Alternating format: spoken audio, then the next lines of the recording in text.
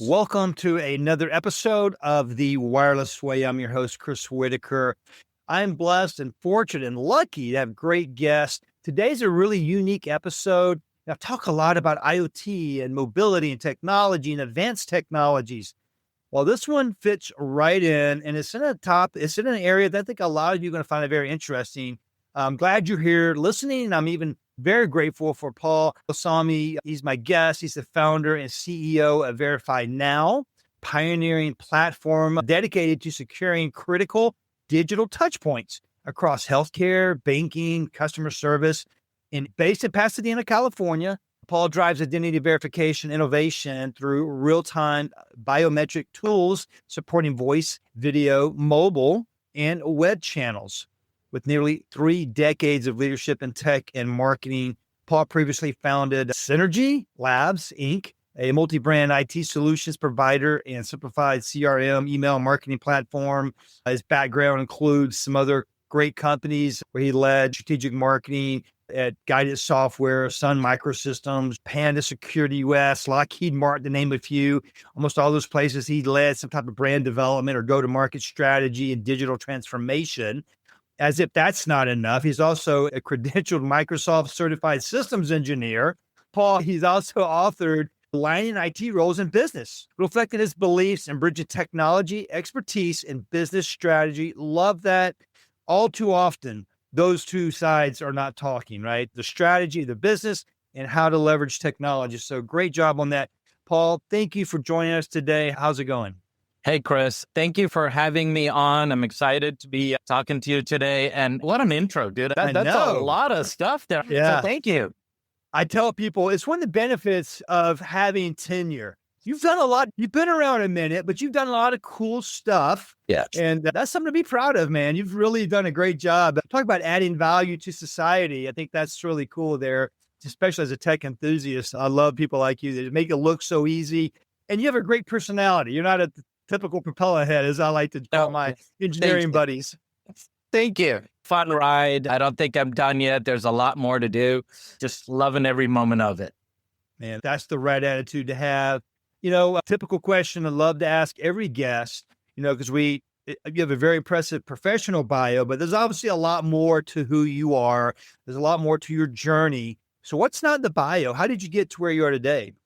It was more of a pandemic sort of thing. Yeah. During the pandemic, there was a lot of innovation. I mean, the pandemic changed the way we do many things. And one of those things was going remote.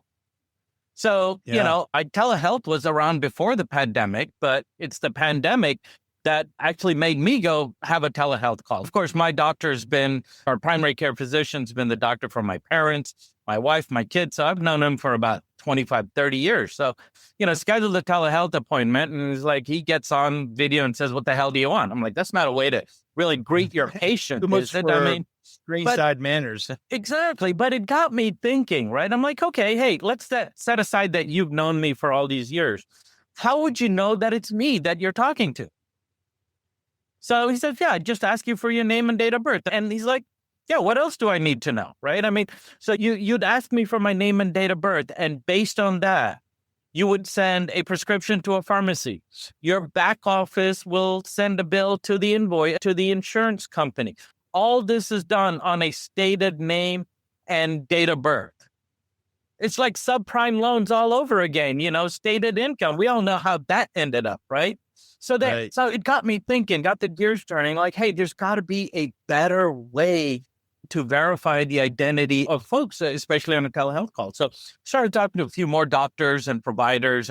Being Indian, I have access to quite a network of doctors. Everybody was like, we just asked them for a name and a date of birth because that checks the box in terms of a requirement for identity verification. Go figure.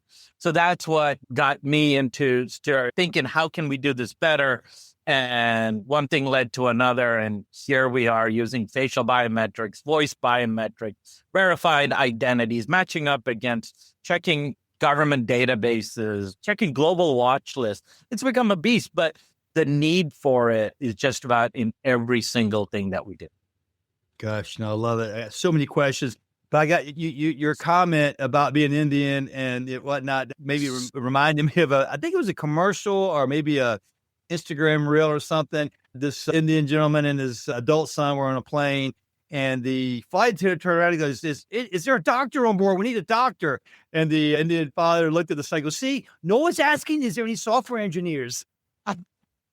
I missed a compliment. I think it's kind of funny. I make light of it all the time. I mean, I didn't do good at school. So I never went to, I dropped out of. You must have done pretty good. Out of school, right? I actually went to medical school, dropped out of there. And then I went to engineering, dropped out of that. The bar is really high. And well, that explains a lot about your achieving. When we go to like parties or events or even to an Indian grocery store, when I meet someone for the first time, the first thing they ask you is, are you an engineer? Are you a doctor? And I'm like, nah, I just do marketing. They're like, oh, okay. You're just one who didn't live up to mom and dad's expectations, but hey, whatever. Well, I think you're doing a great job, obviously. I mean, we don't have to plant the flag here, as they say, or spend a lot of time here. But pre-show, we had a conversation and something came up that I'm really passionate about, mental health awareness. I was really taken by that and appreciate your being just very forthright about it. What are your thoughts on mental health awareness? My take is, we need to be more open about mental health and more accommodating of people, right? I think it's still stigmatized. I mean, especially in certain communities. But at the end of the day, you need to be able to talk to people more openly and be able to talk to people, right? One of the I've suffered from, for a long, long time. I mean, probably a lot longer than it was originally diagnosed, because my parents always said, hey, you're okay. You don't have depression. I suffer from manic depression, and I've been through just about every medication you could possibly take. It's a fine balance in terms of medications, but more importantly, it's being able to just talk to people. That's what I think today our society lacks is, everybody's on social media, and, the way society looks at you or the way you have to present yourself has altered the way you really feel about yourself, whether it's PTSD, whether it's manic depression. There's so many factors that affect you. And to me, almost everybody has some form of mental health. Absolutely. And there's nothing wrong with that. It's actually makes you human. It makes you human. And to be able to accept that fact makes you superhuman. That's right. To have the strength to be able to talk to somebody, and that's not just a care provider like a psychiatrist, to be able to talk to a friend, I talk to strangers about it. You can see me at a bar like, hey man, is that what are you popping there? Hey, yeah, I've had that too, but it's important. And I think more people need to be supportive of mental health issues. Yeah, man. I've interviewed my niece, Brooke Tubino. She's a licensed nurse practitioner for mental health. If you haven't heard that, we go back and check out the first one. In fact, I'm getting ready to release another one. People go to the heart doctor, they get their lungs checked, they get their blood work. No one goes and just gets their brain checked. Life in the 21st century is hard. And it's not made easier by social media by no means. I think that's a point to leave it on there is, hey, don't be afraid to talk to someone, get help, get resources. There's so many. Call me. So many. We'll help you. Well, call me if you ever want to talk. It really is. And yes, there's resources. There's a ton of resources available. And you're not alone. We need everybody. Yeah. That's my Army dark humor coming out. Even if you don't listen to the show, I still want you to be around for your friends and family. Yes. Because you have great things ahead of you in life. So remember that. We started out this whole conversation around identity verification. Of course, you being the CEO of VerifiNow. You're a great person to ask this question to, I think. What's the state of the industry when it comes to identity verification? What say you? So, Chris, when I talk to people or when I'm making a presentation or I'm speaking to folks about it, I start with data breaches. Last year, 2024, was a banner year for data breaches. Globally, over 1.7 billion individuals' personal information was compromised. That's like 1 in 5 or 6 individuals. We've heard some of the bigger data breaches over the past years, right? United Health, MGM. There's so many things. It's constantly happening. I get news alerts on data breaches every day. Large organizations being attacked for data because they have data worth stealing. As long as that's there, that's always going to be happening. What's changed is how a lot of that data, a lot of that personal information is being used. AI has changed that. You need to have a pretty sophisticated network, and most of these data breaches are state-sponsored or foreign organizations, because it's not easy to go in and take down a United Health or somebody like that, steal all their data, right? They take that and they sell it on the dark web. Right. For, hey, do you want a credit history of 840 with a credit limit, the largest credit limit of 40,000 with a New York City address? And yeah, it's $120, and hey, if that doesn't work, we guarantee a replacement. We'll give you another one if that didn't work, right? But so that's what happens with a lot of these data breaches. Now, AI has made it so much easier to conceal all of that, because now the banks want you to do a voice verification.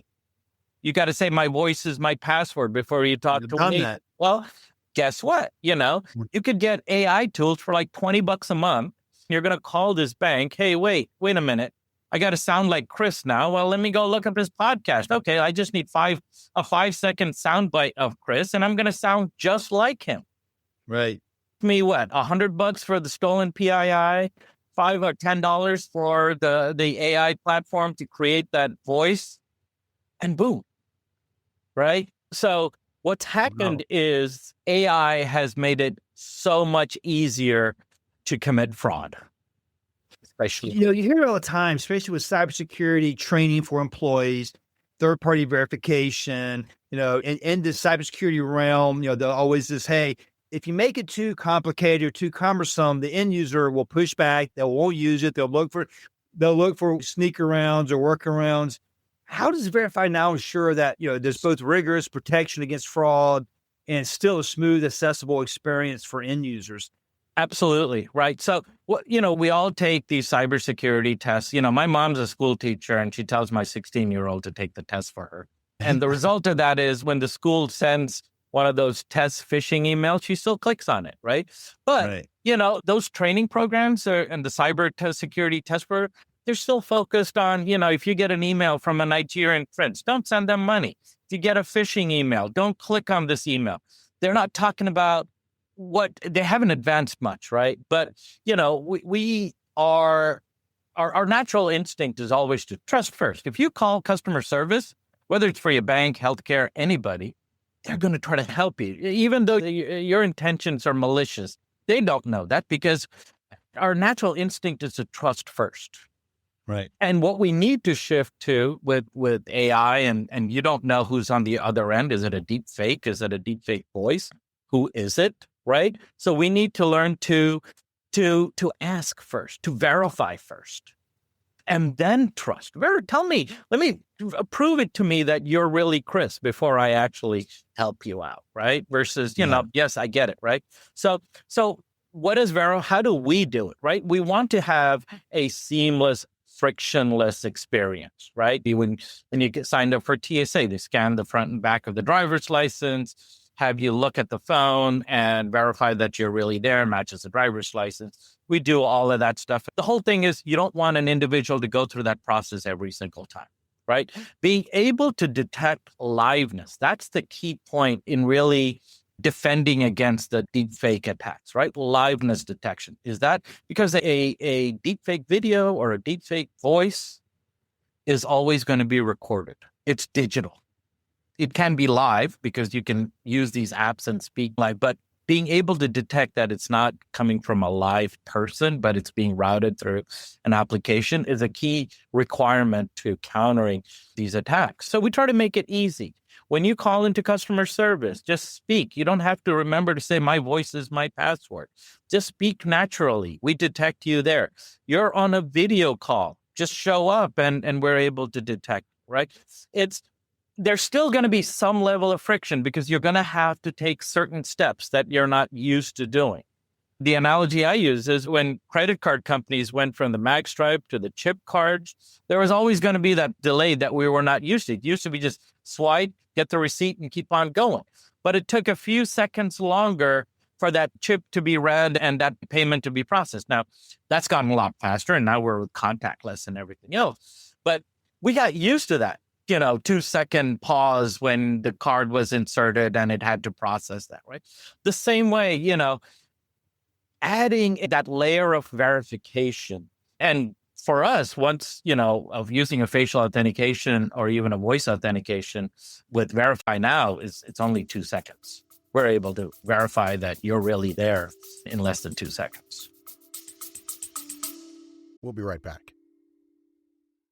I'm excited to introduce you to a brand new partner to the show. This wasn't a company calling saying, hey, I want to advertise on your show, although I would be nice too. But more importantly, this is me calling them saying, hey, I believe in what you stand for. I believe in your product. I want you to advertise on the wireless way. And here we are. So I'm so grateful to have this opportunity to share it with you.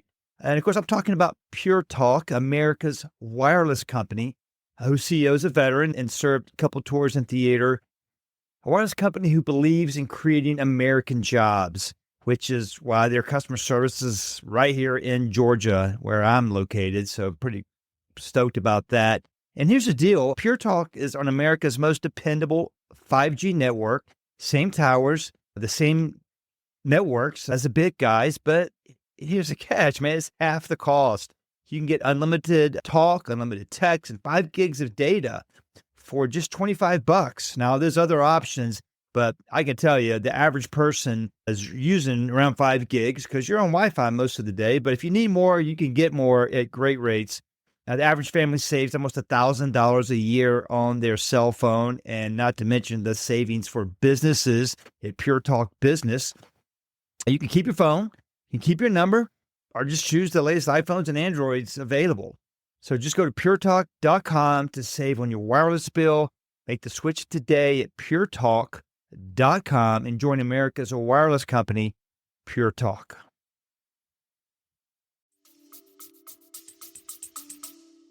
So give me some examples of some ideal customer profiles. What kind of companies are coming to you that are really like, this is a solution for us? So we hear about banking and healthcare. They're the most regulated, most targeted, high fraud, right? But I'll tell you, higher education, colleges and universities are being hit big time. Our phones have been ringing off the hook. We've been getting emails from partners and directly from schools reaching out.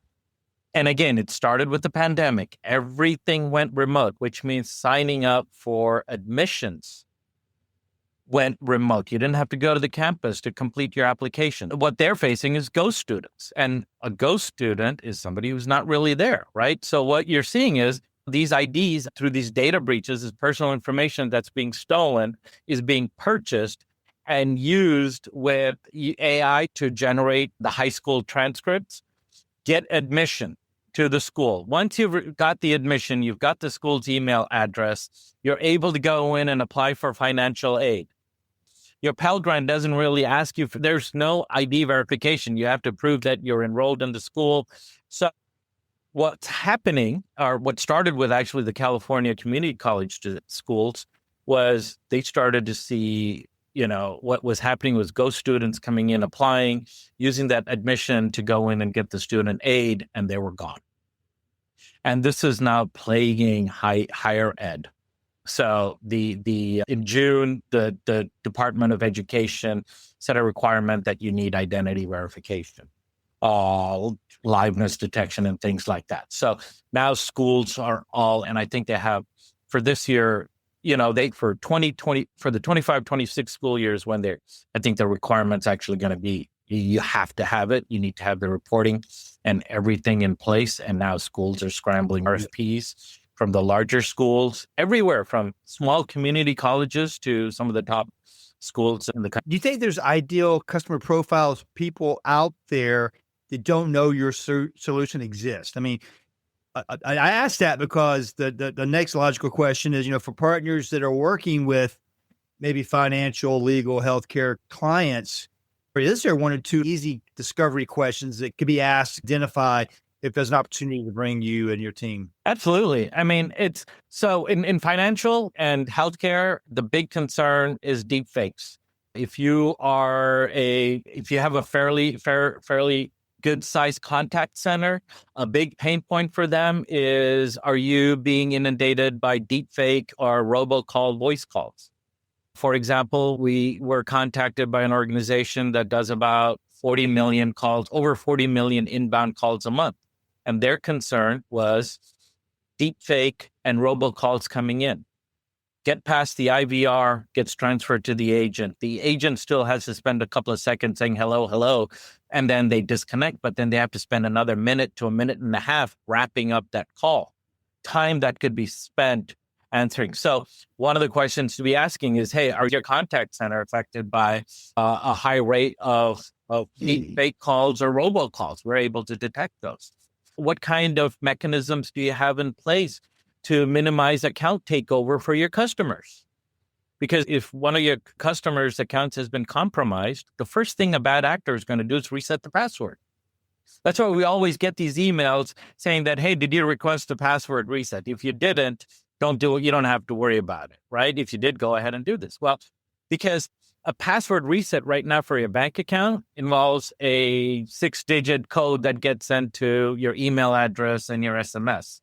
If your identity has been compromised, chances are your email's certainly been compromised. And with SIM swapping and other SMS hijacking tools, they're able to intercept that, which means a bad actor. So with using a solution like VerifiNow, you'd need a facial authentication. So even if the bad actor got that link to complete a facial authentication, there's no way they're going to look as good as you, Chris. So it's protecting their customers, their customer environment, their customer experiences, or even at a transactional level. If you're going to wire over a certain amount of money, you need to do a verification code. It's outdated, I would say, MFA procedures. Was your solution a combination of software and hardware? Is it software only, or how do you roll it out? We're software only. We are omni-platform, as in we integrate with the contact center solutions. We integrate banks' mobile app. We have a mobile SDK, web apps, and everything else. So it's always software driven. And yes, for facial authentication, using that biometric capture, you do need a device, but it's not device dependent. It can be any device that has a camera. You just have to look into it. Well, I have a lead for you. It's a couple of years old, but it's kind of tongue in cheek. Years ago, I had a partner call me, and his client, I forgot the name of it. It was like one of the largest distributors of pork, sausage, and pigs, and he's like, Chris, you might not know this, but in the pork industry, or, I guess what you call it, they put these tags on the ears of the pigs to keep up with them. And you were talking about facial recognition last week at that event. Could they do facial recognition for pigs? So they can decide, which ones are coming to the trough, if they're sick, are they, where is this pig? Is it on the truck? Is it being slaughtered? Because it costs money to keep up with the tags. Someone's got to put it on and someone's got to take it off. And then someone's got to take it out of the system. And we actually had a few people look into it. They're like, man, I don't think there's no way we can do it. Too many pigs look the same. I think we could do it. We haven't tried it on animals yet, but I'm sure we could. Well, that was a couple of years ago. I agree with you. It's quite possible. I think one of the challenges when they come from like piglets to pigs, they kind of grow rapidly. And it was just a funny story because I keep talking about how technology can solve all problems. I'm like, you might have got me on that one. I don't know if we can do that one. Yeah, right? Yeah. Stick with the tags. But no, it's an evolving space. It's fast growing. And again, I think AI is what's powering how it makes it easier for bad actors to commit some of these identity fraud, no matter whether it's with colleges. Another big space that we're starting to see a lot of interest is in the online space. It's very easy to go in and place an order. I'll give you a real example. So we're working with this jewelry company that's starting to sell more online. And what they're going to be selling is these certified Rolex, pre-owned Rolex watches. So they're anywhere from $3,000 to $65,000. Their concern, chargebacks or friendly fraud. Customer places the order, gets the watch, calls his bank, not the jeweler, to say, hey, I never placed this order. My card was probably stolen, because you can see I never bought a $65,000 Rolex, right? The bank calls the jeweler to say, hey, my customer says they didn't make this purchase. Can you prove that, they were the ones that actually placed the order? The jeweler all they have to go by is the credit card number and the address and everything else. And that's not enough. You have to match IDs. So what we're going to be doing is at the time of placing that order for that really expensive certified Rolex watch, you're going to verify your identity that, yes, I'm the one who's placing this order. And your driver's license, and we're going to look at the phone. We're going to verify your identity. So when that jeweler gets contacted by the bank, they're going to be like, hey, go kick rocks. Because yes, this was Chris. He was really there. We verified his identity. We checked Documented. liveness. So he's going to, if he doesn't want the watch, he can ship it back to us and we'll refund. Without that jeweler would have been out the watch and the money because the bank would have clawed back the money. Absolutely. Well, I feel like we just kind of, broke open the topic here. There's a lot more to talk about. You definitely want to check out VerifiNow's website. I'll have links in the show notes. I'll have some more information about how to get a hold of Paul. Of course, I mean, again, there's always more to talk about. But on that note, though, is there anything you want to leave us with that maybe we didn't cover in these last few minutes? I think I did touch on it, right? That our instincts say to trust the face that we see and the voice that we hear. We're on a video call. You might think it's me because that's your first instinct. Yeah, that looks like Paul. It must be Paul, but it could have been deepfake. Sounds like Paul. But the reality is that it could be synthetic. So we need to be reprogrammed to take on a zero trust approach. That needs to be the new common sense, as in zero trust. Don't assume that person is who they are or who they claim to be. Yes. Take that, verify first, and then trust if ever you want to trust. Well, that's a really good one. I mean, I have my in-laws are late 80s and 90, and we, tell them all the time, if you get a call from any of your grandkids wanting money, tell them, hang up and call them back. Or, we were talking about we have 4 kids that are all adults, and like, maybe we should come up with like a family code word. Right. It's like, okay, what's the code word? And it can't be anything that's used anywhere else. A unique family code word that if it's really you and you're in a foreign country and you need bail money, which I think I would know that if you were in a foreign country. But if you don't know the code word, you're not getting anything, buddy. You have to verify family before you can trust them. Right. That's crazy, it's a state of affairs. Verify now. That's it, baby. Right, verify now. Well, man, Paul, thanks so much. It's been a great conversation. Very eye-opening. So much, again, Chris. If you're listening, check the show notes, guys. Check the show notes and go to the website. Thanks, Chris, for having me on. You're awesome. Always love talking to you. No, thanks, buddy. You bet, man. It's my pleasure.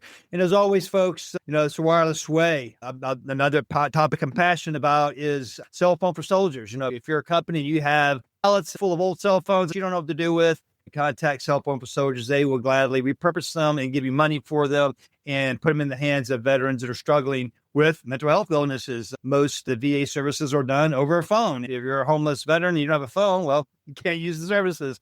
So, recycle and repurpose old mobile devices, and check the show notes, and always go to thewirelessway.net. If you want to communicate with me, I'd love to hear from you at thewirelessway.net. And as always, thanks so much for checking out this episode, and we'll see you next time on The Wireless Way.